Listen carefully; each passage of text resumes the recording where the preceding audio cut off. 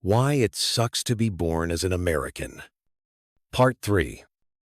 Crumbling Foundation. Stand on any highway overpass in America and watch the 18-wheelers thunder beneath you. Feel the concrete vibrate under your feet, not from the weight of commerce, but from the hairline fractures spreading like spider webs through the structure's bones. This is the American infrastructure experience, a daily act of faith that the systems built by previous generations will hold for one more day, one more crossing, one more winter. We live atop a civilization built on assumptions of permanence that are revealing themselves to be tragically temporary. There are over 600,000 bridges spanning America's waterways, valleys, and highways. Roughly 42,000 of them are structurally deficient. A bureaucratic euphemism, meaning they are one catastrophic failure away from newspaper headlines. Every morning, millions of Americans drive over these monuments to deferred maintenance without knowing they're participating in an infrastructure lottery where the odds worsen each year. Picture a bridge built in 1965, designed for a 50-year lifespan. It's now approaching 60 years old, carrying traffic volumes triple what engineers anticipated, with vehicles 4 times heavier than the original design specifications. The steel groans under forces it was never meant to bear. The concrete flakes away in chunks that fall into rivers below.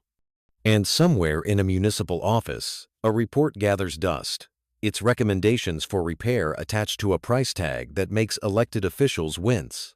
This is the paradox of infrastructure. Invisible when it works, catastrophic when it fails, and politically unpalatable to fund until disaster strikes. There's a particular kind of violence in structural failure. It's not the sudden violence of natural disasters, which feel like acts of God. It's the slow violence of human negligence, the conscious decision, repeated yearly in budget meetings, to kick the can down the road, to let someone else's administration deal with it, to hope the bridge holds just a little longer. When a bridge does collapse, the response follows a predictable pattern: shock, grief, promises of reform, a brief surge of funding, and then the gradual return to amnesia. Beneath our feet, descend into any major American city's subway system, and you enter a time capsule. The tunnels smell of a century's worth of accumulated grime, leaked fluids, and human passage. Water seeps through ceiling cracks, sometimes groundwater, sometimes burst pipes, sometimes mysterious fluids no one wants to identify. Electrical systems spark and hum with a sound that makes engineers nervous.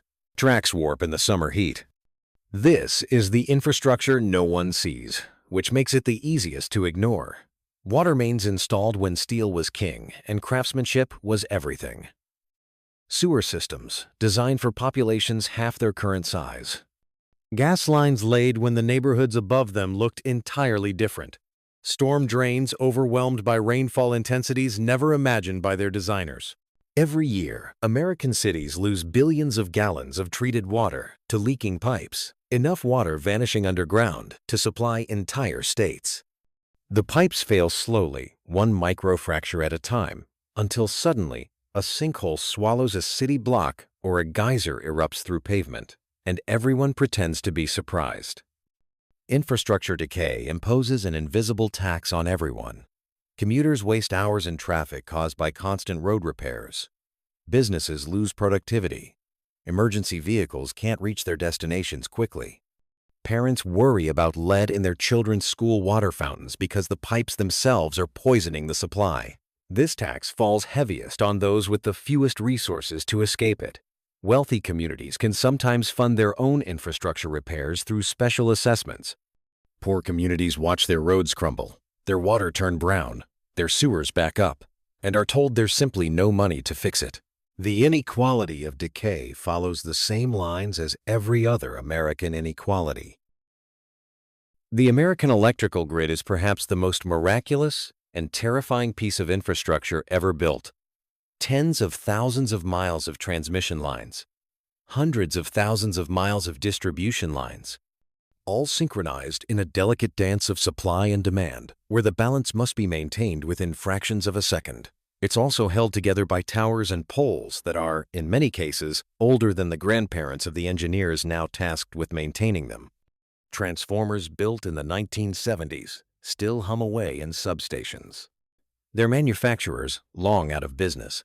Replacement parts, increasingly difficult to fabricate. The system wasn't designed for the climate extremes it now faces. Heat waves that cause lines to sag dangerously, cold snaps that freeze equipment, storms that topple towers like dominoes.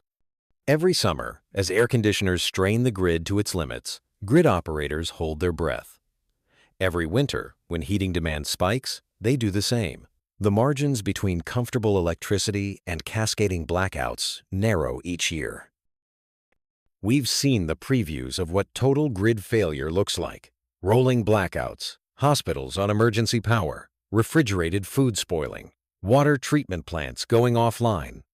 Modern civilization, it turns out, runs on electricity, and our electrical infrastructure was built for a different era. The most terrifying part isn't that the grid could fail, it's that we know it will fail somewhere, sometime, and we're simply playing the odds on where and when. We're running a critical system at the edge of its capacity, with maintenance budgets that shrink as a percentage of GDP each year. The interstate system, once the envy of the world, is now a patchwork of repairs upon repairs, temporary fixes that become permanent because comprehensive reconstruction is too expensive and too disruptive. Drive any major highway and count the patches. See where crews have milled away the surface and laid new asphalt, creating a roadway that resembles a quilt. Notice how the patches themselves are now deteriorating, requiring patches on the patches. Observe the potholes that appear every spring like mushrooms after rain, swallowing tires and suspensions. The problem isn't just maintenance deferred, it's that the entire system was designed for a 50-year lifespan and we're now well past that horizon. The concrete underneath the asphalt is crumbling. The drainage systems are clogged. The expansion joints are failing. We're essentially driving on roads held together by hope and fresh paint.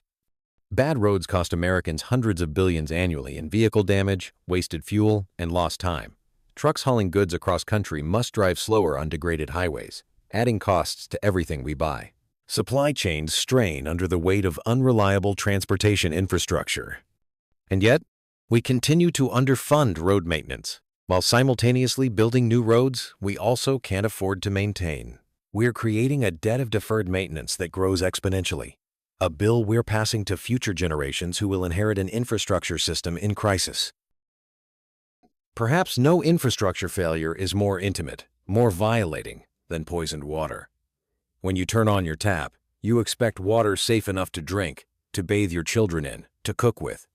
Lead service lines still connect millions of homes to water mains, slowly leaching neurotoxins into drinking water.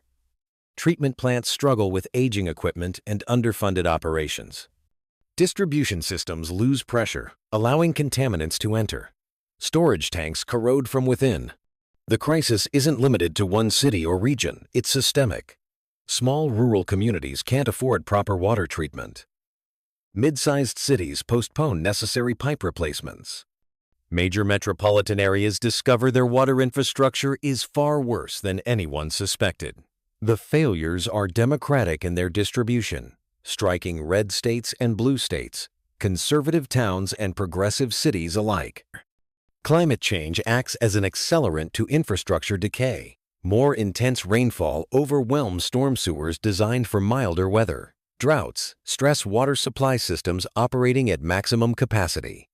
Freeze-thaw cycles grow more extreme, cracking concrete and asphalt faster than ever. Heat buckles rails and roads designed for narrower temperature ranges.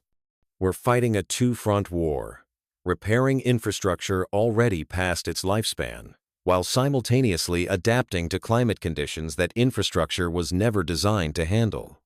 It's like trying to rebuild a ship while it's sinking in rougher seas than the original shipwrights ever imagined. Social infrastructure, the invisible networks. Infrastructure isn't just physical, it's social. Schools where children learn, libraries where communities gather, community centers where social services are delivered, public hospitals where the uninsured receive care. These institutions form the infrastructure of civil society, and they're decaying too. School buildings crumble while teachers buy supplies from their own pockets. Libraries reduce hours and eliminate programs. Community centers close. Public hospitals merge or shut down, leaving healthcare deserts in their wake. The social fabric tears while we debate whether these institutions deserve public funding. This decay is harder to photograph than a collapsed bridge, but its effects are just as real. A child who can't concentrate in an overheated classroom with leaking ceilings and moldy walls. An elderly resident who can't access the library programs that combat isolation.